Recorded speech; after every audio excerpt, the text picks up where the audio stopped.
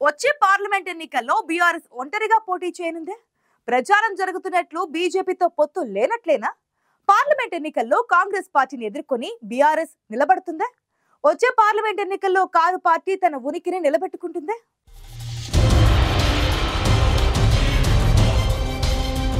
Assembly ఎన్నికల్లో అనూహ్యంగా ఓడిపోయింది. బీజేపీతో చేతులు కలిపే అవకాశం ఉందన్న ప్రచారం కలకలం రేపింది. కాంగ్రెస్ ని ఎదుర్కొని నిలబడేందుకు కారు పార్టీ వ్యూహం ఎలా ఉందో గానీ తెలంగాణలో ఈసారి రసవత్తరంగా ఉండబోతున్నాయి పార్లమెంట్ ఎన్నికలు. మొన్నటిదాకా తెలంగాణలో అధికారంలో ఉన్న బీఆర్ఎస్ ఇప్పుడు ప్రధాన ప్రతిపక్ష పార్టీగా పార్లమెంట్ ఎన్నికల్లో తలపడబోతోంది. బీఆర్ఎస్ పార్టీ అధికారంలోకి వచ్చిన తర్వాత జరిగిన 2 పార్లమెంట్ ఎన్నికల్లో రాష్ట్రంలో మెజారిటీ సీట్లు గెలుచుకుంది. కానీ వచ్చే ఎన్నికల్లో ఫలితాలు ఎలా ఉంటాయన్నదే ప్రశ్న.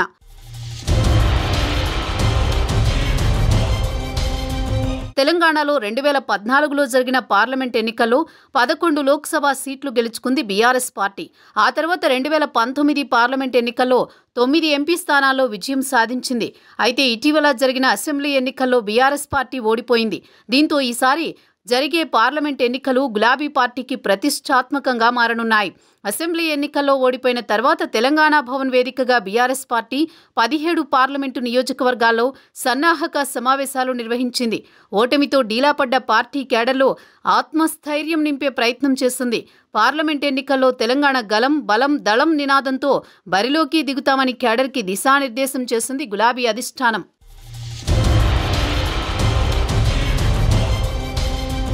అసెంబ్లీ ఎన్నికల్లో చివరి క్షణం దాకా గెలుపు తనదేనన్న ధీమాతో ఉంది గులాబీ పార్టీ. ఇప్పుడు కూడా పైకి గాంభీర్యం ప్రదర్శిస్తున్న సమీకరణాలు ఎలా ఉంటాయోనని లోలోపల ఆందోళనతోనే ఉంది. వచ్చే పార్లమెంట్ ఎన్నికల్లో 2 జాతీయ పార్టీలైన కాంగ్రెస్, బీజేపీల నుంచి గట్టి సవాల్ ఎదుర్కొంటోంది గులాబీ పార్టీ. పార్లమెంట్ ఎన్నికల్లో పోటీ తమ మధ్యే ఉంటుందని బీఆర్ఎస్ ని ఆత్మరక్షణలోకి నెట్టే ప్రయత్నం చేస్తున్నారు 2 పార్టీల నేతలు. అసెంబ్లీ ఎన్నికల ఓటమి భారం నుంచి బయటపడదామనుకుంటున్న గులాబీ దళానికి ఈ ప్రచారం ఇబ్బందికరంగానే ఉంది.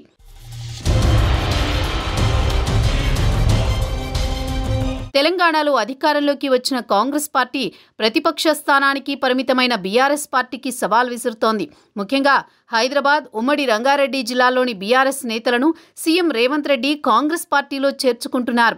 దీంతో పార్టీ క్యాడర్ని కాపాడుకోవడం బీఆర్ఎస్కి కీలకంగా మారింది. అందులో భాగంగానే వచ్చే పార్లమెంట్ ఎన్నికల్లో రేవంత్ రెడ్డి నేతృత్వంలోని కాంగ్రెస్ పార్టీని ఎదుర్కోవాలంటే బీజేపీతో పొత్తు పెట్టుకోవాలని గులాబీ బాస్ కేసీఆర్ ఆలోచన చేసినట్టు చర్చ జరుగుతోంది.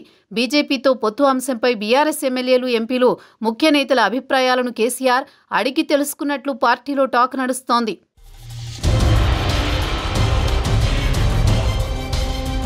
మొన్నటి అసెంబ్లీ ఎన్నికల్లో BRS party Peddapalli, Khammam, Mahbubnagar parliament స్థానాల పరిధిలోని ఒక్క అసెంబ్లీ నియోజకవర్గంలోనూ విజయం సాధించలేదు.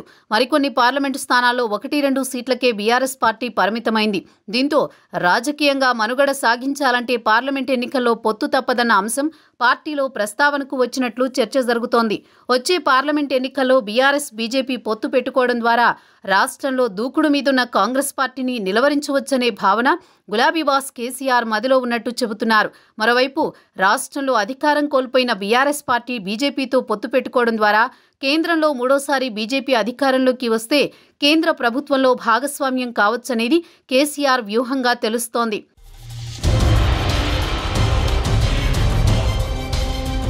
గులాబీ బాస్ కేసీఆర్ త్వరలోనే ఢిల్లీ వెళ్లి బీజేపీ నేతలతో చర్చలు జరుపుతారనే ప్రచారం బలంగా జరిగింది.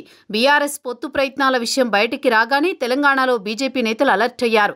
ఎట్టి పరిస్థితుల్లో బీఆర్ఎస్ పార్టీతో పొత్తు ఉండదని బీజేపీ నేతలు కామెంట్స్ చేశారు. వచ్చే ఎన్నికల్లో పొత్తు పెట్టుకుని తమ పార్టీని కాపాడుకోవాలని కేసీఆర్ భావిస్తున్నారని బీజేపీ నేతలు బహిరంగంగానే కామెంట్స్ చేస్తున్నారు.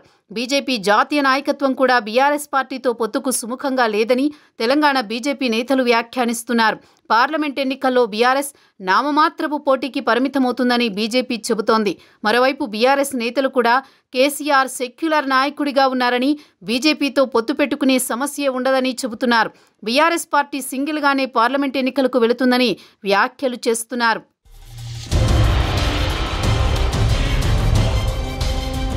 పొత్తుంటుందని అనేవారిని చెంపదెబ్బ కొట్టాలంటున్నారు కేంద్ర మంత్రి కిషన్ రెడ్డి లాంటి నేతలు కూడా. బీజేపీ నేతల వ్యాఖ్యలతో బీఆర్ఎస్ పార్టీకి పొత్తుదారులు మూసుకుపోయాయి. దీంతో అనివార్యంగా గులాబీ పార్టీ ఒంటరి పోరు చేయాల్సిన పరిస్థితి ఏర్పడింది. పార్టీ భవిష్యత్తు కోసం దూరాలోచన చేస్తే కార్యరూపం దాల్చకముందే అది కాస్త బూమరాంగ్ అయింది. మరి వచ్చే పార్లమెంట్ ఎన్నికల్లో కాంగ్రెస్ పార్టీని బీఆర్ఎస్ ఏ విధంగా ఎదుర్కొంటుందనేది చూడాలి.